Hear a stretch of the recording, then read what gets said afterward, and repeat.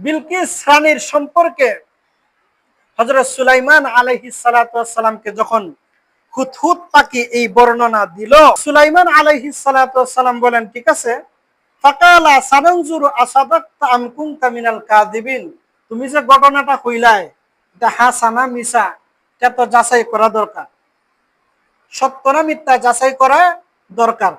হযরত সুলাইমান আলাইহিস সালাম বলেন, ক্বালা সানানজুরু আসাদাকতা আম কুনতা মিনাল কাযিবিন ইযহাব বিকিতাবি হাযা ফাআলকিহ ইলাইহিম সুম্মা তাওয়াল্লা আনহুম ফানজুর মাযা ইয়ারজিউন। হযরত সুলাইমান আলাইহিস সালাম বলেন, ও হুদহুদ পাখি, তুমি তোমার নিজের জান বাঁচানোর জন্য তুমি এই ঘটনা বর্ণনা করলাই, সত্যি কি ঘটনা ঠিক আছে কিনা, না তুমি তোমার জান বাঁচানোর জন্য বলছো, সত্য না মিথ্যা সেটা যাচাই করা দরকার। সেটা কিভাবে যাচাই করব? ইযহাব বিকিতাবি হাযা ফাআলকিহ ইলাইহিম সুম্মা তাওয়াল্লা আনহুম ফানজুর মাযা ইয়ারজিউন। হযরত সুলাইমান বলেন, এক কাজ করো, তুমি আমার পক্ষ থেকে চিঠি লইয়া যাও। কি করো? চিঠি লইয়া যাও।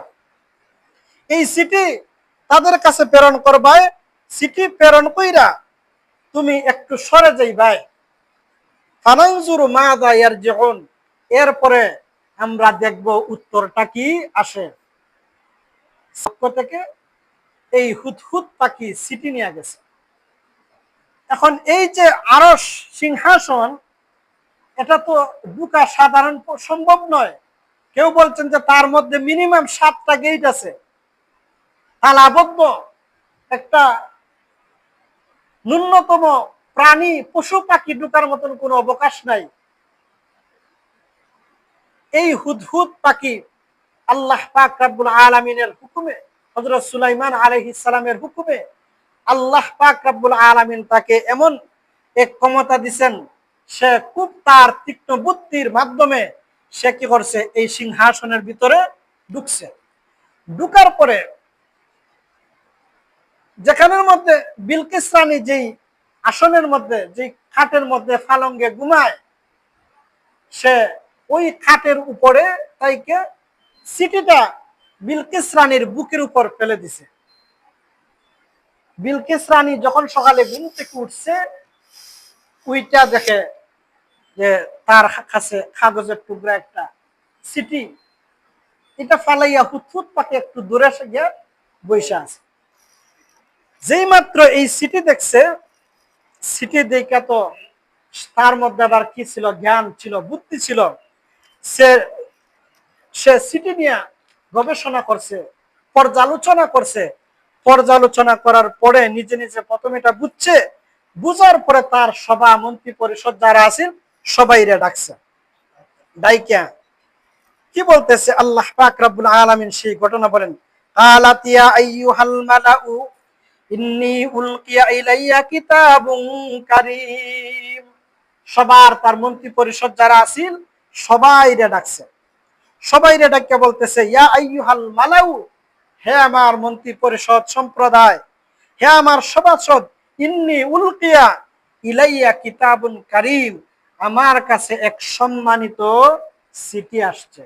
সম্মানিত কি চিঠি আসছে। কিতাবুন কারীম, এই চিঠিরে সে সম্মানিত বুঝলো কেন? তাফসীরের কিতাবে উল্লেখ করেন, অতীতকালে সম্মানিত চিঠি বা চিঠির যদি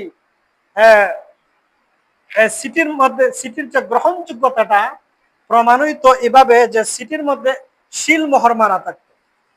সিটির মধ্যে কি মারা থাকতো? শিলমোহর মারা থাকতো। এখানের মধ্যে কিতাবুন কারীম আই কিতাবুন মাকতুম ছিল।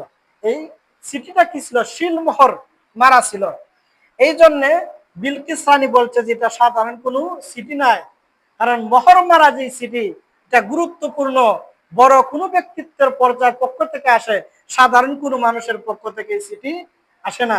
হযরত রাসূল করিম সাল্লাল্লাহু আলাইহি ওয়াসাল্লাম এর যুগেও যখন আল্লাহ রাসূল শুনলেন যে কাফের সম্প্রদায় বা বেঈমান যারা ছিল, অমুসলিম সম্প্রদায় সম্রাট যারা ছিল, তারা এই শিলমোহর ছাড়া সিটিরে গ্রহণ করতো না, তাদের কাছে এটার কোনো ভ্যালু ছিল না। তখন রাসূল করিম সাল্লাল্লাহু আলাইহি সাল্লামও কোন বেঈমান রাষ্ট্রপ্রধানের কাছে যখন সিটি পাঠাইতেন, তখন কি করছেন, তিনি একটা মোহর বানাইয়া এটার মধ্যে মোহর মাইরা দিতেন। তো এই মোহরাঙ্কিত সিটি রানী বিলকিস তার সভাসদের সামনে বর্ণনা করলো। এই সিটিটা কি? ইন্নাহু মিন সুলাইমান। এটা কার পক্ষ থেকে? সুলাইমানের পক্ষ থেকে। ওয়া ইন্নাহু বিসমিল্লাহির রহমানির রহিম। এটা সুলাইমানের পক্ষ থেকে সিটি। হ্যাঁ, বিসমিল্লাহির রহমানির রহিম, পরম করুণাময় আল্লাহ তাআলার নামে শুরু করিতেছি। আল্লাহ তাআলু আলাইয়া। হযরত সুলাইমান আলাইহিস সালাম সিটির মধ্যে লাগছেন, আল্লাহ তাআলু আলাইয়া, তুমি আমার কি করো না, হ্যাঁ, আমার অবাধ্য হইও না, আমার অবাধ্য হইও না, বরং আমার বাধ্য হয়ে ওয়া আতুনি মুসলিমিন, তুমি আমার বাধ্য হয়ে মুসলমান হয়ে তুমি আমার কাছে চলে আসো। হযরত সুলাইমান আলাইহিস সালাম বুঝাইলেন, হে রানী বিলকিস, আমার অবাধ্য হইও না, আমার কথার অবাধ্য যদি হও তাহলে তোমার কি হবে না, তোমাকে ছাড় দেওয়া হবে না, তুমি রেহাই পাবা না। তুমি আমার অবাধ্য না হয়ে আমার বাধ্য হয়ে তুমি আমার কাছে চলে আসো। এই অতখানি কথা। এই এক কথায় তার দেশ, রাষ্ট্র, তার সবকিছু তার নড়বড়ে হয়ে গেছে। সিটির সুন্নত তরিকা কি? সিটির সুন্নত তরিকা হলো প্রথমে বিসমিল্লাহ থাকবে। প্রথম কি থাকবে? বিসমিল্লাহ থাকবে। আমরা যে সিটি পাঠাই, সিটি দেই, তার সুন্নত তরিকা হলো প্রথমে বিসমিল্লাহ থাকবে, তারপরে প্রেরকের নাম, যে পাঠাইন তার নাম, তার হইলে গিয়ে প্রাপকের নাম, যে গ্রহণ করবা, এরপরে সিটির বাসা যাও লেখবা। এটা হলো সিটির সুন্নত তরিকা। এটার সামঞ্জস্য রেখে বর্তমানে আমরা যে সিটি পাঠাই, সিটির যে ইনভেলপ যে খামের উপরে কি করা হয়, একদিকে প্রেরকের নাম, আরেকদিকে প্রাপকের নাম। তবে বিসমিল্লাহটা লেখা হয় না অনেক ক্ষেত্রে, বিসমিল্লাহটা লেখলে আরো সুন্নতটা পালন হয়ে যায়। কথা বুঝতে পারলাম? এই জন্য যখন সিটি কাউকে কেউ দিবেন, প্রথমে বিসমিল্লাহির রহমানির রহিম উপরে লেখা, এক পাশে প্রথমে দিবেন প্রেরকের নাম, আরেক পাশে দিবেন প্রাপকের নাম দিয়া এরপরে ভাষ্য শুরু করবেন। এটা হলো সুন্নত তরিকা। এখন এখানে তো দেখা যাইতেছে ইন্নাহু মিন সুলাইমান, সুলাইমান আলাইহিস সালামের পক্ষ থেকে, ওয়া ইন্নাহু বিসমিল্লাহির রহমানির রহিম, আল্লাহ তাআলু আলাইয়া ওয়া আতুনি মুসলিমিন। প্রথমে সুলাইমান আলাইহিস সালাম প্রেরকের নাম আনা হইছে, এরপরে বিসমিল্লাহ লেখা হইছে। তাহলে সুন্নতের খেলাফ হয়ে গেল না? সুন্নতের কি গেল? বিপরীত হয়ে গেল। তাফসীরের কিতাবে লেখেন যে এই যে কথাটা, ভাষ্যটা, এটা হলো রানী বিলকিসের কথা। এটা কার কথা? রানী বিলকিসের কথা। হযরত সুলাইমান আলাইহিস সালাম যখন চিঠি পাঠাইছিলেন, উনার ভাষা ছিল এইরকম, বিসমিল্লাহির রহমানির রহিম, প্রথমে বিসমিল্লাহ আনছেন, এরপরে ইন্নাহু মিন সুলাইমান ইবনে দাউদ ওয়া ইন্নাহু আল্লাহ তাআলু আলাইয়া ওয়া আতুনি মুসলিমিন।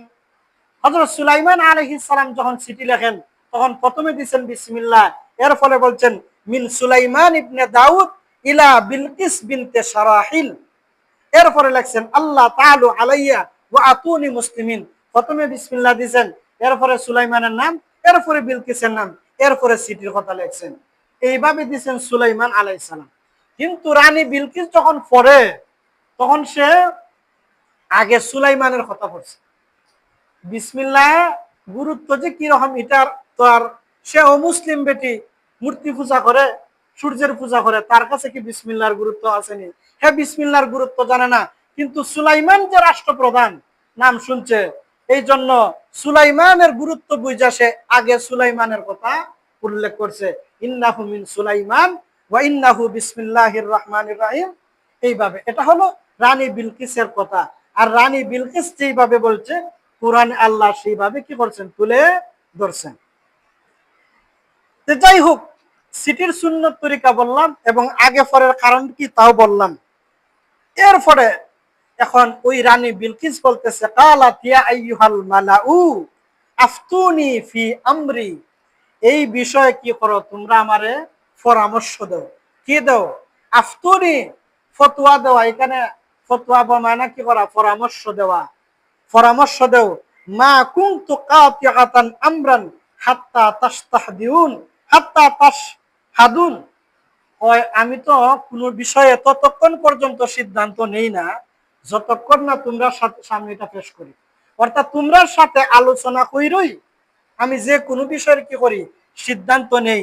তোমরার আলোচনা পরামর্শ ব্যতীত তো আমি কোনো সিদ্ধান্ত নেই না। এই যে একটা সমস্যা আমাদের সামনে তৈরি হলো, এই ব্যাপারে আমরা কি করতে পারি? তোমরা কি করো? পরামর্শ দেও। এখান থেকে আমাদের জন্য আরেক সবক হলো, আল্লাহ রাসূল সাল্লাল্লাহু আলাইহি ওয়াসাল্লামকেও আল্লাহ পাক রব্বুল আলামিন শিক্ষা দিচ্ছেন, ওয়াশাবিরহুম, যে কোনো বিষয়ে কি করা? পরামর্শ দেওয়া। আল্লাহর পক্ষ থেকে যখন কোন ওহী আইতো তখন আর পরামর্শ প্রয়োজন হইতো না, ওহী বর্ণনা করে দিতেন। এমনি যদি ওহী ব্যতীত, আল্লাহর বিধান ব্যতীত অন্য কোনো বিষয়ের যদি প্রয়োজন হতো, উম্মত যাতে শিখে, এই জন্য আল্লাহ রাসূল সাল্লাল্লাহু আলাইহি সাল্লাম পরামর্শ করতেন। কি করতেন? পরামর্শ করতেন। এই জন্য আমাদের জন্য সুন্নত হলো যে কোনো বিষয়ে কি করা? পরামর্শ করা। আপনি ঘরের কর্তা, সিদ্ধান্ত আপনি নেবেন, তবে প্রয়োজন হলো ছেলে মেয়ে যারা আছে, বুঝদার স্ত্রী আছেন, এদের সাথে পরামর্শ করা। পরামর্শ করলে অনেক ফায়দা। এর মধ্যে থেকে একটা হলো যে ভিন্ন ভিন্ন মানুষ, ভিন্ন মতের মাধ্যমে অনেক সময় কি হয়? ফায়দা হয় একটা। 2 নাম্বার হলো, পরামর্শ করলে যার সাথে পরামর্শ করবেন তাদের মনটাও কি হয়? খুশি হয়, তাদের কাছে ভালো লাগে।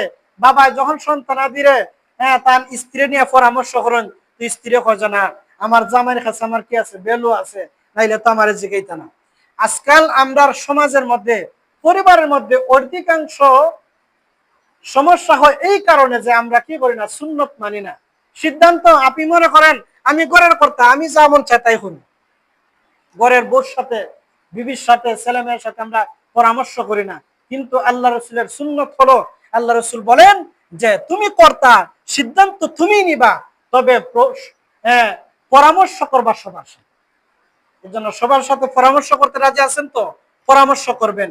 এই পরামর্শ করলে এই ফায়দা। 3 নাম্বার ফায়দা হলো, পরামর্শ করলে পর যেহেতু আল্লাহ রসুলের সুন্নত, একটা সুন্নত পালন করার কারণে যেই বিষয়ে পরামর্শ করে সিদ্ধান্ত নিবা, এটার মধ্যে কি হবে? কল্যাণ হবে, মঙ্গল হবে। এই জন্য পরামর্শ করা। রানী বিলকিস তার সভাসদের মধ্যে কি চাইল? পরামর্শ চাইল। শেষ করে দেব অল্প সময়। পরামর্শ চাইল। এখন তারা কি হয়? তারা প্রথমে বলতেছে, দেখেন, কালু নাহনু উলু কুওয়াতিন ওয়া উলু বাসিন শাদীদিন।